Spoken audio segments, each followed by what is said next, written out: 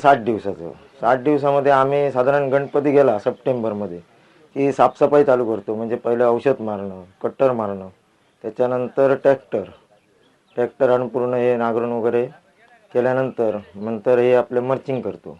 माणसं बोलून खत बीत घालून वरती मर्चिंग करून झालं की मग आम्ही रोप लावत नाही, बी लावतो. बी लावली की नंतर साधारण 4थ्या दिवसापासून दिसायला सुरू होतं आणि साधारण 60 दिवसामध्ये हे पीक तयार होतं. पण 60 दिवसामध्ये आम्हाला वन्य प्राण्यांपासून खूप त्रास होतो.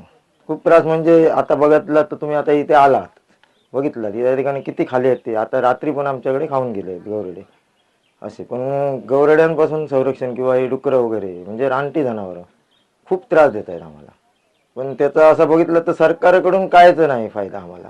म्हणजे साधं सांगितलं तर बघायला पण येत नाहीत, असं चाललं आहे.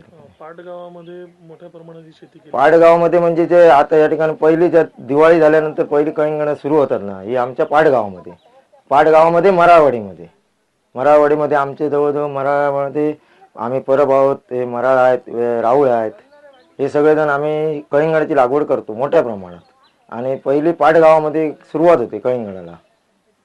कुठे जास्त करून आता तुम्ही जास्त करून म्हणजे आमचे व्यापारी म्हणजे विठ्ठल लांबर बांध्याचे ते येतात, त्याच्याबरोबर किशोर कुबल येतात, हे आमचे या ठिकाणी घेऊन जातात. साधारण म्हणजे आता इथे आपल्या ह्याच्या सावंतवाडी पूर्ण म्हणजे धारापासून पुढे तिथून गोवापासून आता रत्नागिरीपर्यंत ते पाठवतात. गोव्याला सध्या मोठ्या प्रमाणात जातात पहिली काय. पाटगावामध्ये कसे कलिंगड एकदम गोड येतात. एकदम सुरुवातीला पाटगावात माल तयार करतात लोक. जबरदस्त मेहनती लोक आहेत इथे. म्हणजे इतर गावामध्ये सुरुवातीला कलिंगड होत नाहीत. इथं जरा चांगलं माल तयार होतो. सुरुवातीला गोड येतो माल. तुम्ही खरेदी करता ती हंगाम कुठला असतो प्रामुख्याने? आता हे डिसेंबरपासून चालू झाला तर साधारण मे महिन्यापर्यंत पूर्ण चालू असतो. पूर्ण सिंधुदुर्गात मी कलिंगड घेऊन पूर्ण गोव्यामध्ये पाठवतो. गोव्यात कसा गोव्यात पूर्वी नामदारी चालायची. अंकोला, कारवार तिकडनं यायची, उडपी वगैरे ती कलिंगड. हळूहळू आम्ही पाठवायला लागलो आणि ते मार्केट कलिंगडने ते मार्केट पूर्ण संपवून टाकलं. कलिंगड ऑगस्ट चालायला लागला. आता पूर्ण गोव्यात नामदारी कलिंगडला कोण विचारत नाही, हे चालतं. हे पूर्वी 10 वर्षापूर्वीपासून मी पाठवायला लागलो तेव्हा पहिली 8 दिवसांनी एक गाडी खपायची गोव्यात. आता दिवसाला 10 गाड्या तरी गोव्यात जातात.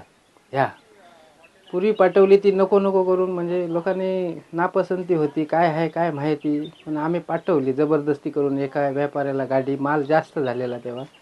पण नंतर मग ह्याची गोडी लोकांना तिथे समजली आणि हे चालतं आता तिथे गोव्यामध्ये. हे ऑगस्टच कलिंगड 1 नंबर चालतं. तुमच्या नावाला तिथे दर मिळतो कलिंगडाला? कलिंगड आता सुरुवातीला जरा म्हणजे रेट थोडा जास्त असतो. नंतर आता म्हणजे 17-18 चालतो रेट किलो. हो. आणि नंतर मग तो 12-14 असा येऊन थांबतो रेट मार्केटमध्ये. म्हणजे ते साधारणतः गोव्याला दिवसाला 50 टन जातो माल गोव्यामध्ये. आणि हे कुडाळ वगैरे पासून चालू होतं. इकडे कुडाळ, बांधा, सावंतवाडी, वेंगुर्ला असे जातात माल इकडे या साईड.